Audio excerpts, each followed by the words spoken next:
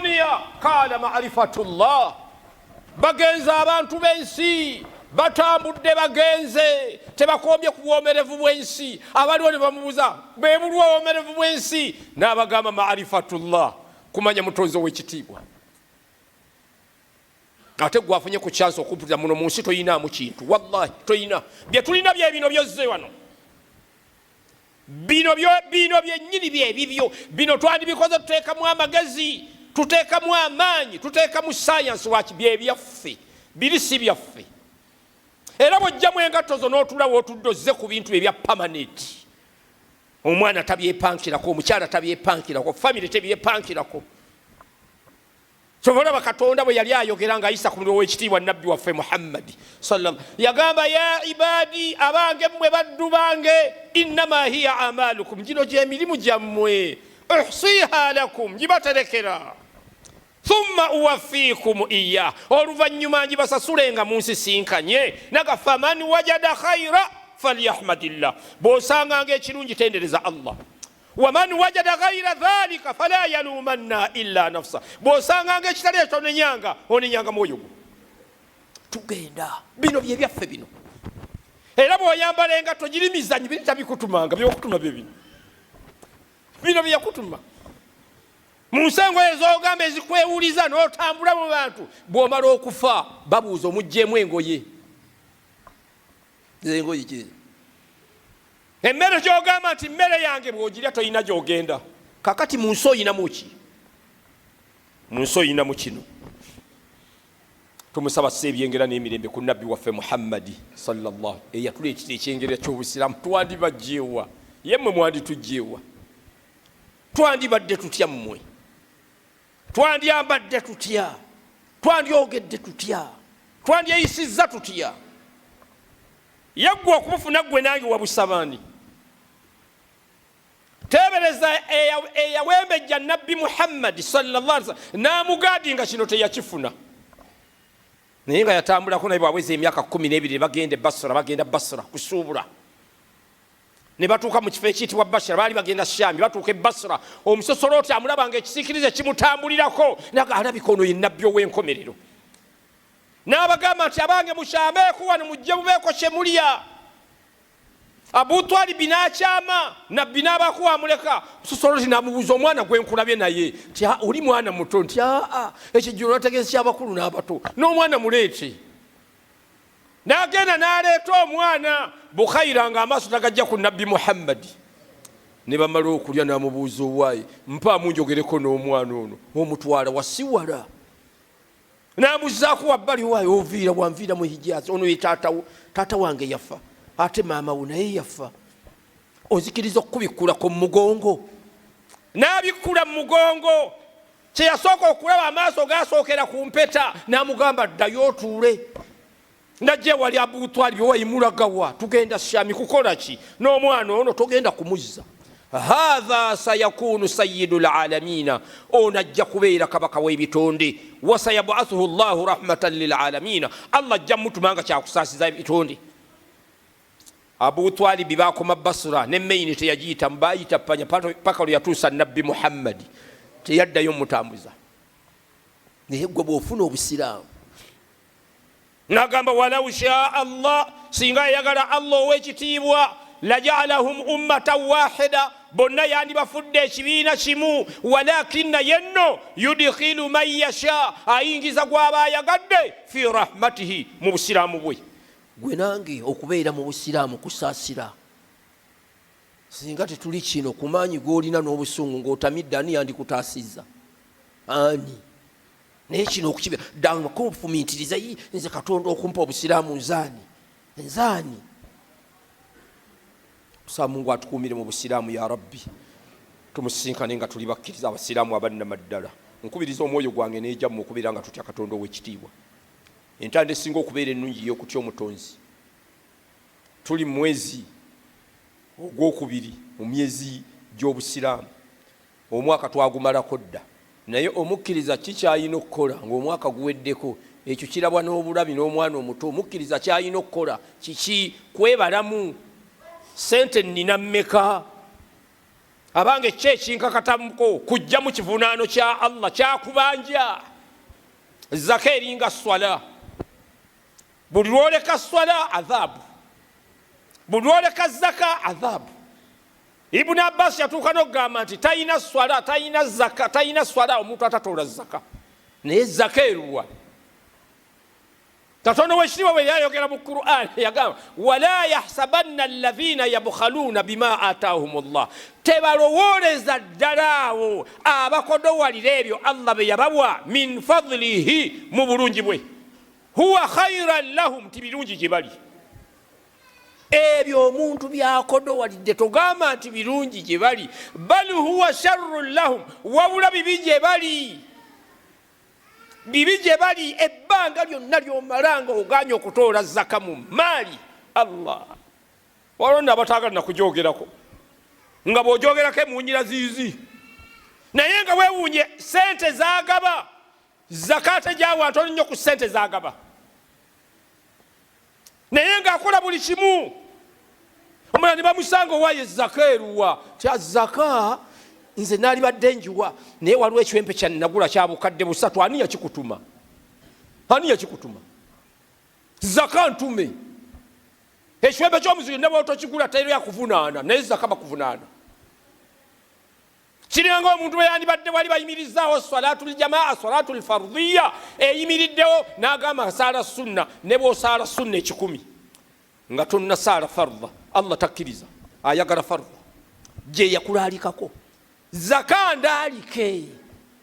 Wala yahsabanna alladhina yabkhaluna bima ataahum Allah, tebaluwooleza ddala awo abakodowalira ebyo Allah bye yabawa min fadlihi, mu bulungi bwe, huwa khairan lahum, byo birungi gye bali, bal huwa sharrun lahum, bibi gye bali. N'agamba sayutawiquuna ma bakhilu bihi yawma alqiyama, bigenda kubeezingako ebyo bakodowalira ku lunaku lw'enkomerero. Walillahi mirathu samawati wal ardi, Allah ye musika w'eggulu n'ensi, yewe okusigalawo. Wallahu bima ta'maluna khabiru, byonna bye mukola Allah mukenkufu. Abaganya ogitoola abamanyi, teri gwatamanyi, teri. Ye yatutonda atumanyi, okumanya atumanya watusinga, ffe nga bwe twemanyi tetwemanyi, naye yatusinga okutumanya. Era kyova olaba atuwa ne betumusabye ne betutamusabye, ate nga betumusabye ebingi, naye betumusabye bibeera bitono, bibeera 3 nga 2, naye byonna n'abituwa nga tubimusabye. Tolaba ati atumanyi okusinga ffe betwemanyi. Naye agambye zaka, okumanya Mungu wa kitiibwa. Omuntu atatoola zaka ayina omuliro gwe, nga bamushiriku be balina omuliro jahannama. Ye omuntu atatoola zaka ayina omuliro gwe. Muliro ki? Ladha. Kalla innaha ladha, nedda naye nno muliro. Nazaatan lishawa, gujjirako ddala eddiba. Tad'u man adbara wa tawalla, gukowoolera ddala oyo akyuka ku mateeka ga Allah ow'ekitiibwa. Wa jamaa fa aw'a, n'akuŋŋaanya sente ze n'atwala mu banka. Sente ozirina oganya okutoola zaka, bakugamba kutoola zaka weebulankanya. Mungu akuwadde obulamu, sente ozirinako obuyinza, ekiseera ne kinaatuuka ajja kukujjawo nga talina gwe yeebuuziza. Zaka eruwa? Zaka kintu kikulu mu bulamu bw'omwana Adamu, kikulu. Ate ffe abantu ba Nabbi Muhammad twesiimye nnyo. Allah talina kyataayogera mu Qur'an, buli kimu kyonna yakyogera. Abange eyagaana ogitoola kyali kitya? Laba Mungu watwagala abantu ba Nabbi Muhammad. Eyagaana okugitoola yalina endulundulundu y'ensimbi, n'erinnya n'alireeta gwe omuntu wa Nabbi Muhammad, n'otuuka ekiseera n'osoma ne mu Qur'an n'ogamba inna Qaruna kaana min qawmi Musa fabaga alayhim wa ataynaahu min alkunuz ma inna mafatiha latanu bil'usbati ulil quwwa idh qala lahu qawmuhu la tafrah inna Allaha la yuhibbu alfarihin. Uli Katonda bw'atubuulira, abamanyi baali bagawa ne baga nti Mungu bwe yeesanguza omuntu mu Qur'an bwe kuba kumujooga aba yatuuka wala.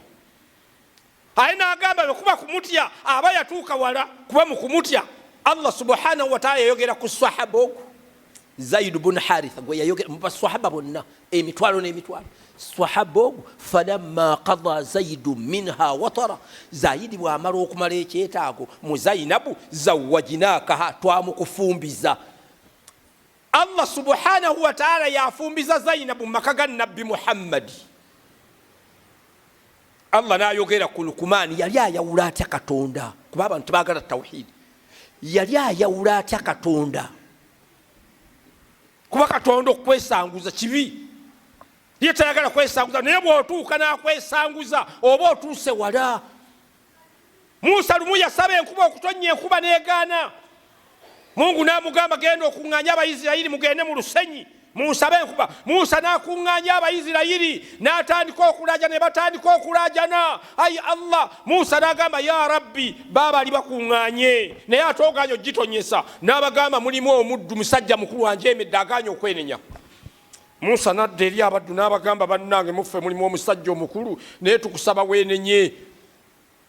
Omuddu ne yeenenya, Mungu n'atonyesa enkuba. Musa n'adda eri omutonzi n'amugamba ya Rabbi, omuddu oyo nsaba omumbuulire. Allah n'amugamba omwagaza ki?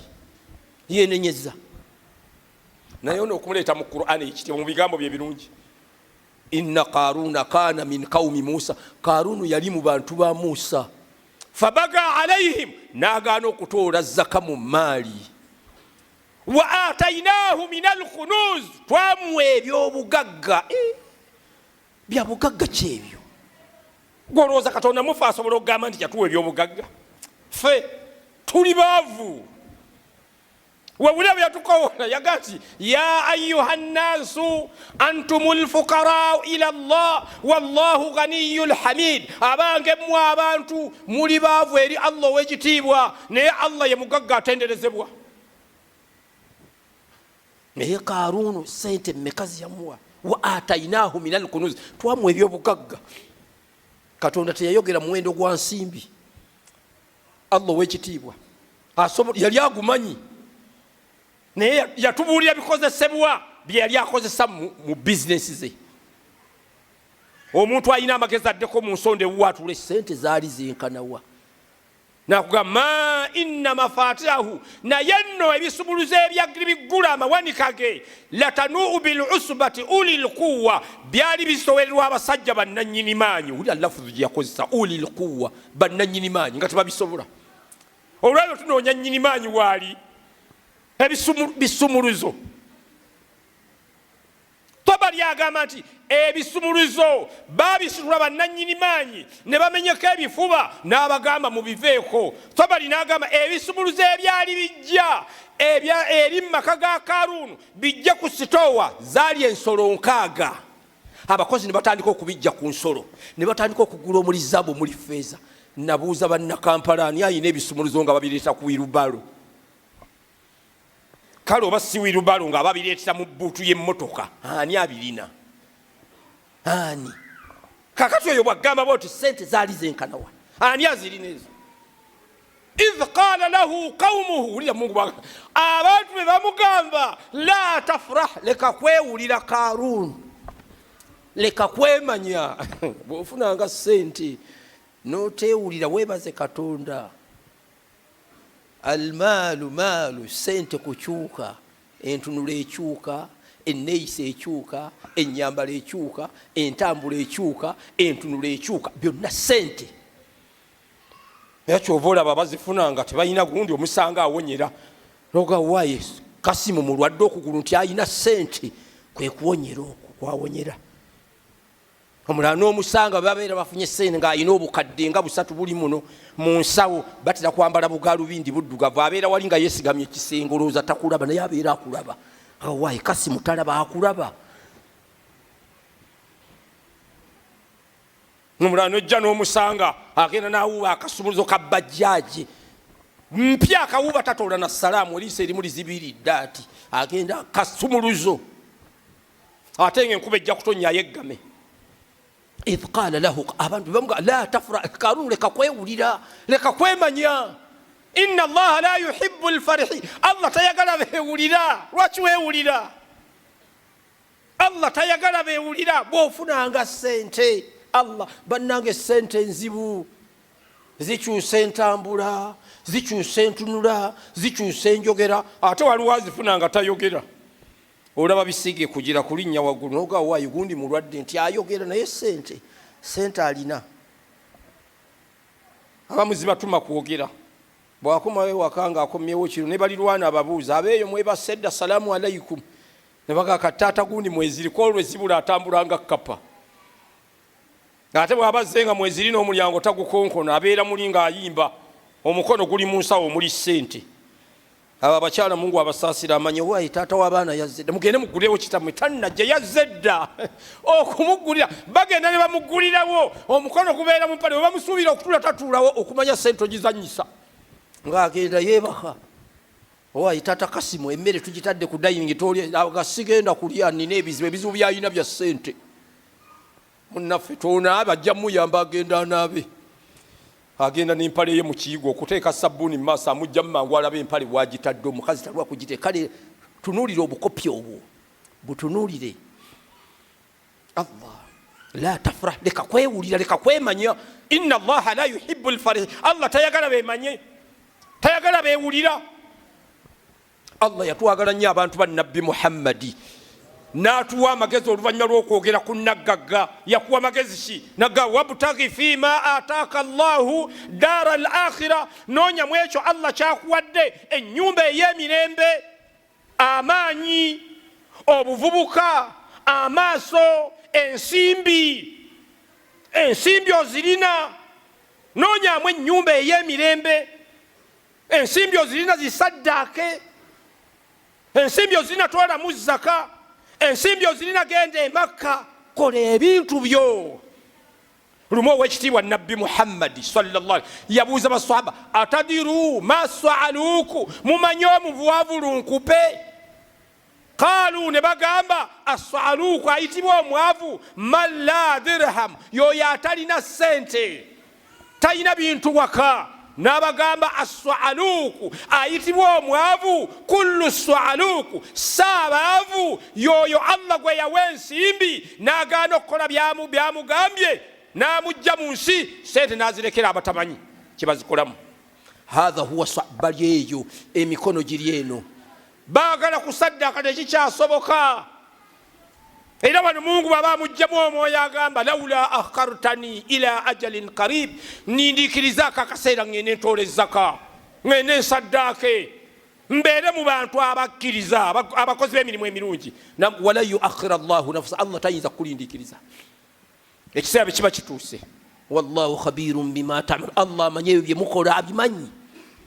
Wabtaghi fima ataaka Allahu daara al-akhira wala tansa nasibaka min ad-dunya. Wulira Mungu bw'atwagala, toweerabira mugabo gwo mu nsi.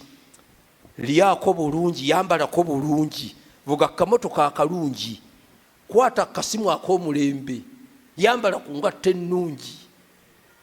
Wala tansa nasibaka min, toweerabira mugabo gwo mu nsi. Osanga omusajja nga alina ssente okukwata ku ssente alye mu woteeri kizibu. Omusanga asibira kandaazira kacupa ka soda naye nga ssente azirina. Ewaka tagula na nnyama. Era abamu basanga lwaguze ennyama tava waka alowooza omukazi anaagiriira mu ntamu. Batera kwesiba buleeso waatambula olowooza alina byanoonya kumba akenga nnyama oba eyidde miskiini. Wala tansa nasibaka min, teweerabira mugabo gwo mu nsi. Wa ahsin kama ahsana Allahu ilaika, longoosanga Allah bwe yalongoosa gy'oli. Wavaawa olwaliro waliwo akayumba k'oyitamu okayitako naye wali opangisa, sente ne zikubula ne weekweka landiroodi, olwaliro gwe beekweka. Wa ahsin, longoosa kama ahsana Allahu ilaika, nga Allah bwe yalongoosa gy'oli. Wala tabghi al-fasada fil ardi, leka kunoonya bwonoonefu mu nsi. Inna Allaha la yuhibbu al-mufsidin, Allah tayagala bwonoonefu. Barakallahu lana wa lakum fil Qur'anil azim wa nafa'ana wa iyyakum bi dhikril hakim. أقول قولي هذا فاستغفر الله لي ولكم ولسائر المسلمين من كل ذنب فاستغفروه إنه الغفور الرحيم.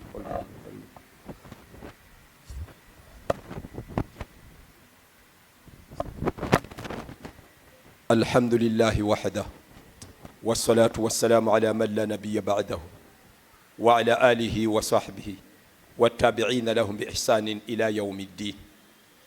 أشهد أن لا إله إلا الله وحده لا شريك له وأشهد أن محمدا عبده ورسوله صلى الله عليه وعلى آله وصحبه أجمعين. abaddu ba Allah balungi tubadde ku muddu wa Katonda Allah gwe yawa ensimbi entoko original money ezitalinalina n'agaana okutoola zaka mu maali. Musa n'amugamba okutoola zaka, n'amubuuza zaka bagiwa batya, n'amugamba mu dirhamu 100 ojja kujja mu dirhamu emu, mu mbuzi 100 ojja kujjamu embuzi emu, mu ngamiya 100 ojja kujjamu engamiya emu. Karunu yagenda okwebalanga sente bazimalawo ng'agamba nti nedda, n'agenda mu bagagga Musa ayagala kunziba ng'olwayo waliwo haji gwe baabala sente. Omuwalimu omu yamubala sente obukadde 7,500, n'amugamba sente nga nnyingi bwe nziba wamugenda kuzikozesa ki ezo? Yamutunuulira. Omugagga yakwata sente 200 n'amugamba ogenda onywemu kyayi naye ojja kudda tubale nga tuteredde. Be bantu be tulina.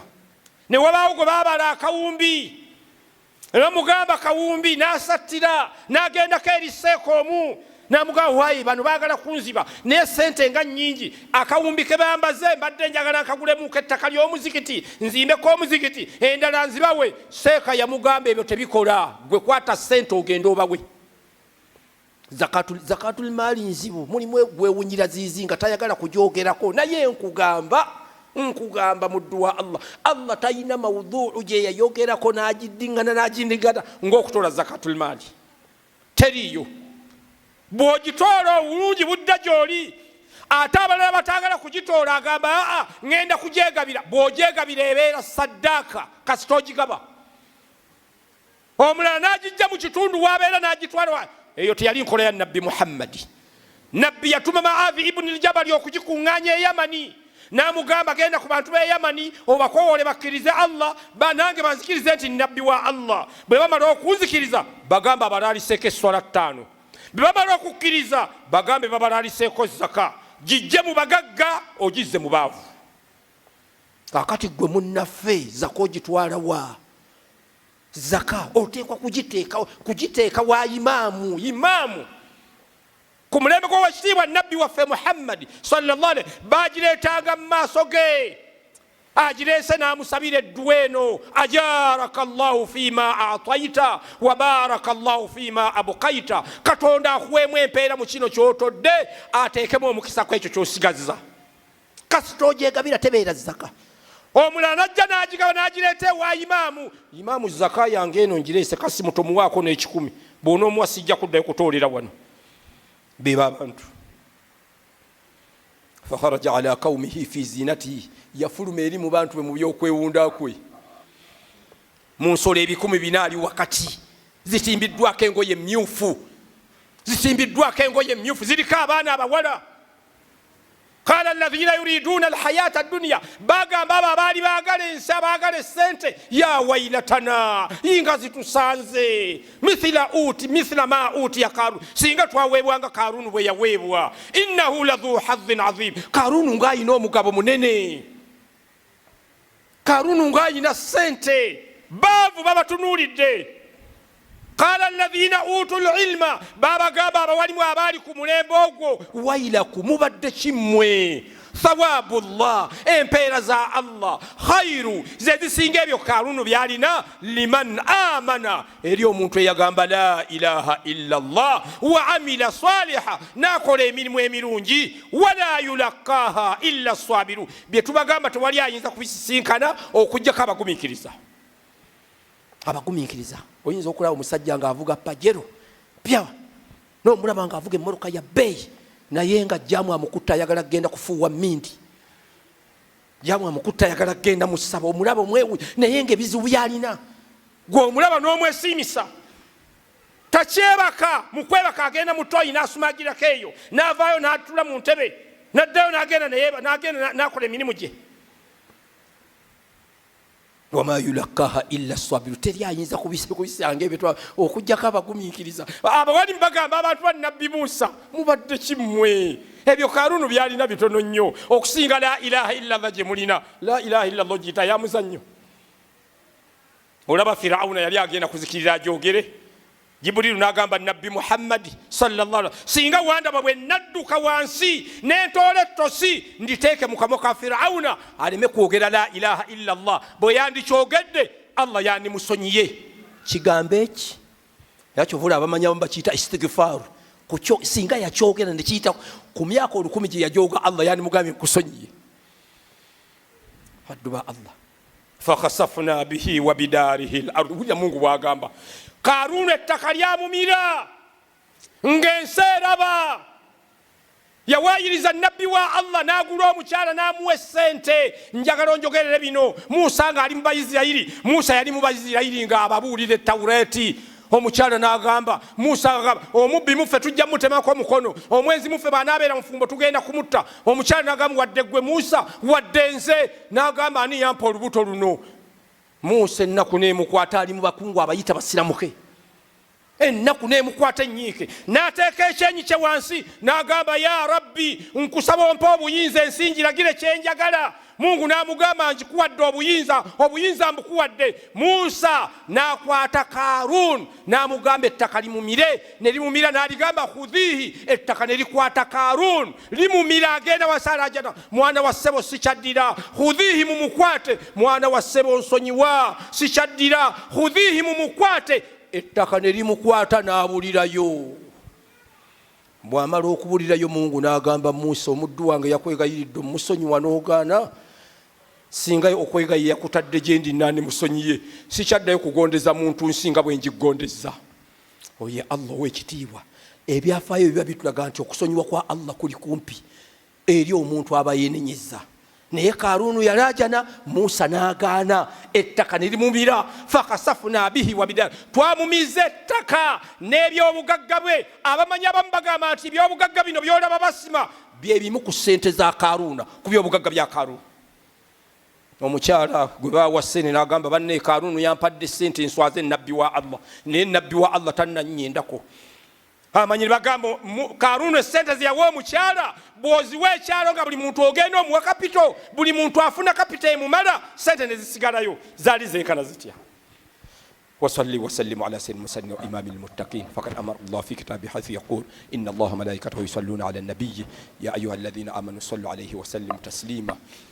ويقول الرسول صلى الله عليه وسلم من صلى علي واحدة صلى الله بعشرة. اللهم صل على محمد وعلى آل محمد كما صليت على إبراهيم وعلى آل إبراهيم إنك حميد مجيد. وبارك اللهم محمد وعلى آل محمد كما باركت على إبراهيم وعلى آل إبراهيم إنك حميد مجيد. وارض عن الأربعة الخلفاء أبي بكر وعمر وعثمان وعلي وعن بقية أزواج رسول الله أجمعين وعن التابعين والتابعي التابعين والتابعين بإحسان إلى يوم الدين. اللهم اعز الإسلام والمسلمين، اللهم اعز الإسلام والمسلمين وأذل الشرك والمشركين ودمر أعداءك أعداء الدين واحمل حوزة الدين يا رب العالمين. اللهم عليك بالكافرين وأعوانهم من المنافقين. اللهم شتت شملهم ومزق جمعهم ودمر ديارهم ونكس عددهم. اللهم اقتل منهم عددا ولا تذر عليهم أحدا. اللهم اغفر لجميع موتى المسلمين الذين شهدوا لك بالوحدانية ولنبيك بالرسالة وماتوا على ذلك. اللهم اغفر لهم وارحمهم وعافهم وعف عنهم وأكرم نزلهم ووسع مدخلهم واغسلهم بالماء والثلج والبرد. اللهم انصر إخواننا المجاهدين في فلسطين. اللهم انصرهم على اليهود الراصدين. اللهم افتح لهم فإنا خير الفاتحين وانصرهم فإنا خير الناصرين. ربنا آتنا في الدنيا حسنة وفي الآخرة حسنة وقنا عذاب النار. قوموا إلى صلاتكم يرحمكم الله.